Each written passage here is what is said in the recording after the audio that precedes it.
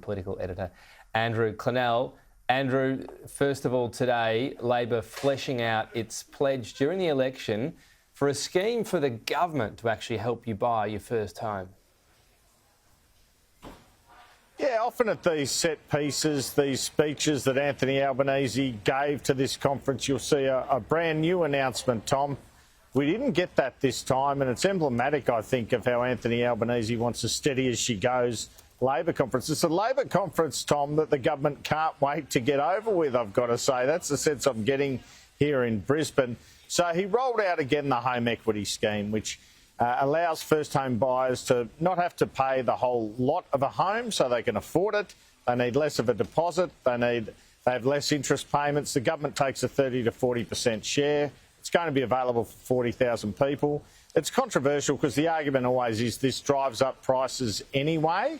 And will this actually work? And do you want just half a house? But it's so dire for young people, I guess you've got to try everything. The Liberals, for example, are talking about taking your super out to buy homes.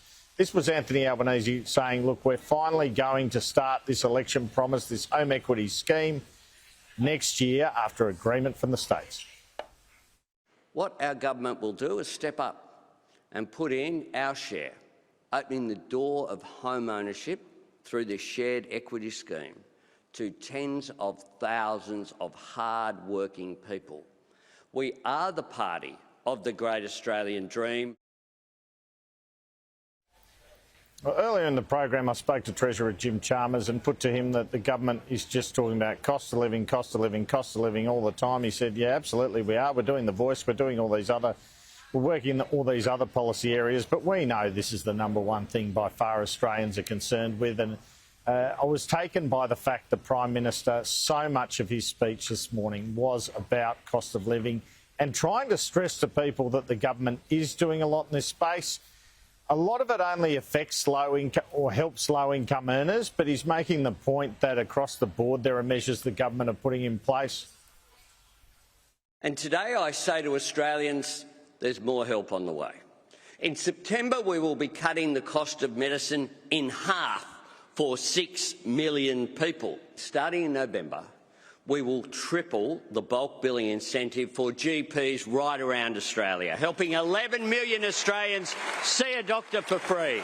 Already, we have opened 20 Medicare urgent care clinics around the country, and there's another 38 to come. So whether you live in Rockingham or Randwick, Logan or Launceston, all you will need is your Medicare card.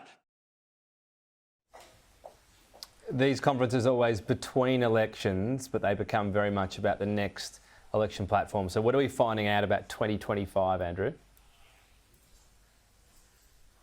Well, we're finding out that if the PM has his way, there won't be much new out of this conference, I think, Tom. But what he also stressed here, and I thought it was significant, he could have just said it, the next election. He said the next election is 2025. He also made the point to the conference with some union members trying to push AUKUS, the nuclear submarine agreement, for example, out of the platform altogether. It looks like the government's coming to a deal with that and promising union jobs. He stressed that Labor can only do things in power.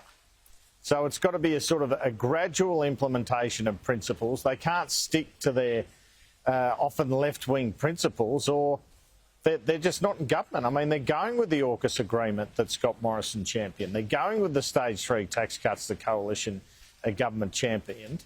And really, it's that sort of centrist approach which gives them the best chance at the next election. Here is the PM. It's vital we leave this conference with a plan for progress over the next decade and a platform for victory in 2025. Access to 10 days paid family and domestic violence leave.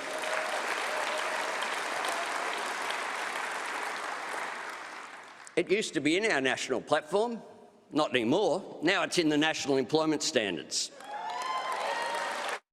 The last time we had a national conference in Queensland was 50 years ago. Back then, a newly elected Prime Minister, Gough Whitlam, spoke of his determination to show it was possible for Labor to hold power without sacrificing our principles. Today, each of us understands that winning and holding government is not only true to our principles, it's actually essential to fulfilling them. Okay, and I spoke earlier to the Trade Minister and right-wing Labor power broker Don Farrell, including about how deals are being done here to ensure the government is not, in effect, defeated by their party, to ensure that the unions and party delegates don't force the government into policy directions through changes to the party platform that they don't think they can carry off politically. Don Farrell, otherwise known as the Godfather, how are you? I'm going very well, thanks, Andrew. Been to plenty of these. What are you expecting? Have the deals been done so you don't have too much to worry about? Oh, look, as I think I explained to you on Sunday morning, this conference will endorse the policies of the federal government, the Anthony Albanese government, and there's a reason for that, because these are very good policies. They're very sensible policies. They're good for Australians, but they're particularly good for Australian working people. And that includes that acronym's in there, AUKUS. You expect that to get through tomorrow? Look, I'm very confident that all the good work that the Prime Minister and the Defence Minister have done in the AUKUS space will be endorsed by the conference here over the next couple of days. The big job of federal governments is to ensure the national security of the country. AUKUS does exactly that, and I'm very confident that the conference will endorse the position of the Prime Minister and the Deputy Prime Minister.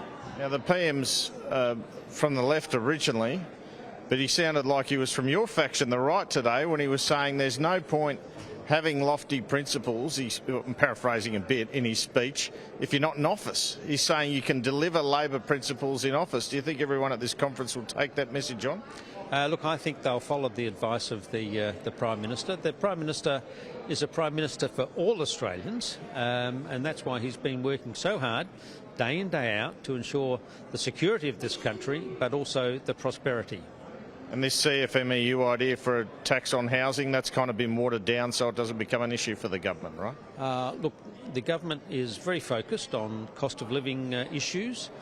We've delivered already in a range of areas, and the Prime Minister referred to them today, and we'll keep delivering on downward pressure on cost of living. Don Farrell, thanks so much for your time. Thanks, Andrew.